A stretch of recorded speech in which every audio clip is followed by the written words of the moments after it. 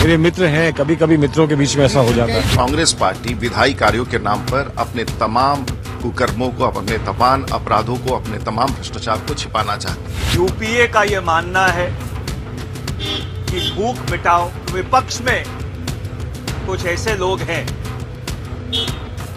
जिनका शायद ये मानना है कि भूख मिटाने की जगह भूखों को मिटाना चाहिए। Food security bill food security के लिए नहीं आ रहा है, बल्कि अपने करप्शन की सिक्योरिटी के लिए आ रहा है। Purely a physical mind, Buddhism, which is happening in the country. That is not good. It is not good for the democracy. आखिर सरकार कब तक महीनों हो गए शोर करते हुए, तो बिल दे के बैठी रहे क्या? देश की जनता की इतना करे। भ्रष्टाचार देश को खा रहा है। भ्रष्टाचार जिस तरह से बढ़ रहा है, पनप रहा है, तो बाद में खाद्य सुरक्षा होगी, पहले देश की सुरक्षा होगी। ये मनमानी करेंगे तो विपक्ष भी मनमानी करे। 4.5 साल गरीब की याद नहीं आई। अब जब भ्रष्टाचार का मामला सामने आया तो उससे ध्यान बांटने के लिए ये सरकार इस तरह के बिल लाती है। ये राजनीति सबको समझ में आती है। नमस्कार, बड़ी खबर में खाद्य सुरक्षा बिल की राह। खाद्य सुरक्षा सोनिया गांधी और यूपीए की इस समय सबसे महत्वाकांक्षी योजना है। बताया जा रहा है कि सोनिया गांधी की तैयार रणनीति के तहत ही कल ये बिल संसद में लाया गया, लेकिन दो मंत्रियों अश्विनी कुमार और पवन कुमार बंसल के इस्तीफे की मांग पर संसद में ना तो हंगामा रुक रहा है और ना ही वो चल पा रही है। वाम दल और समाजवादी पार्टी भी बहस की मांग कर रहे हैं।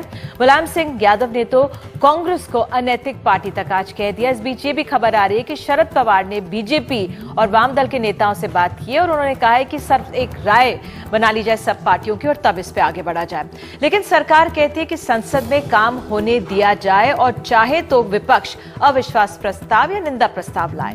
अब मशहूर अर्थशास्त्री अमर्त्य सेन ने भी विपक्ष पर वार कर दिया है। उनका कहना है कि जो हंगामा कर बहस नहीं होने दे रहा, क्या माने कि विपक्ष के दावे कमजोर हैं इसलिए वो बहस नहीं चाह रहा।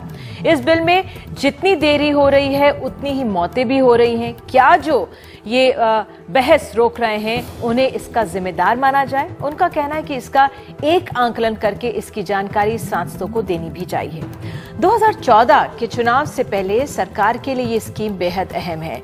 इस योजना से देश के 67% जनता को हर महीने 5 किलो अनाज 1 से 3 रुपए के बीच सब्सिडाइज दाम पर मिलेगा। इसमें 3 रुपए प्रति किलो चावल, गेहूं 2 रुपए और 1 रुपए में बाजरा या मोटा अनाज मिलेगा। इसके अलावा सबसे गरीब तबके को हर महीने 35 किलो अनाज मिलता रहेगा। तो हमारे सामने सवाल है, सरकार क्या खाद्य सुरक्षा बिल को लेकर जल्दबाजी कर रही है? क्या विपक्ष जानबूझकर बिल को टाल रहा है? और अंत में क्या खाद्य सुरक्षा कांग्रेस के लिए सियासी सुरक्षा का भी जरिया है? तो हमारे साथ एक खास पैनल मौजूद है। कुछ ही देर में राज बब्बर प्रवक्ता कांग्रेस के जुड़ेंगे, लेकिन कैप्टन अभिमन्यु प्रवक्ता बीजेपी हमारे साथ हैं। अतुल कुमार अंजान महासचिव सीपीआई और किसान सभा के भी महासचिव हैं। नरेंद्र तनेजा अर्थशास्त्री और निखिल डे सदस्य एनसीपीआरआई हमारे साथ मौजूद हैं। तनेजा जी, आप कैसे देख रहे हैं, क्या जल्दबाजी कर रही है सरकार? देखिए, इसकी शुरुआत जिसको हम फूड सिक्योरिटी बिल की बात कर रहे हैं 2001 से है, जब राजस्थान में PUCL people's union civil liberty ने भारत सरकार के साथ जो है ये बातचीत शुरू करी थी और सुप्रीम कोर्ट चले गए थे इसको ले। जब से ये बहस चली, कोई पहली नहीं है। और दूसरी बात, मेरे देखिए राजनीति अपने में बहुत ही अहमियत रखती है। मैं डेमोक्रेसी में यकीन रखता हूं, पार्टी पॉलिटिक्स में यकीन रखता हूं, अच्छी बात है।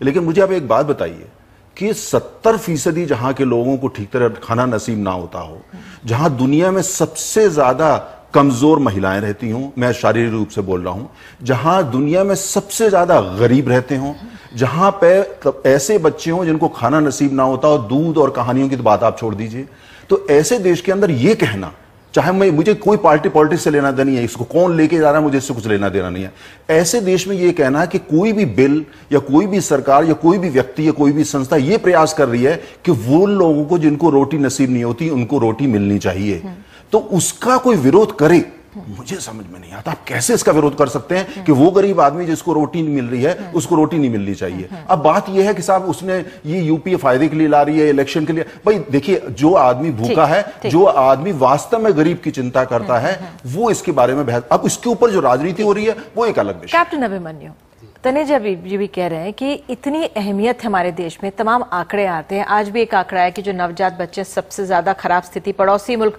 पाकिस्तान और बांग्लादेश में बेहतर है, हमारे यहाँ नवजात बच्चा बच नहीं पाता, उनकी मृत्यु दर साथ है। क्यों आप लोग इस बिल पे अड़ंगा डाल रहे हैं? ये भूख के कारण मौत के आंकड़े आज नहीं हुए हैं।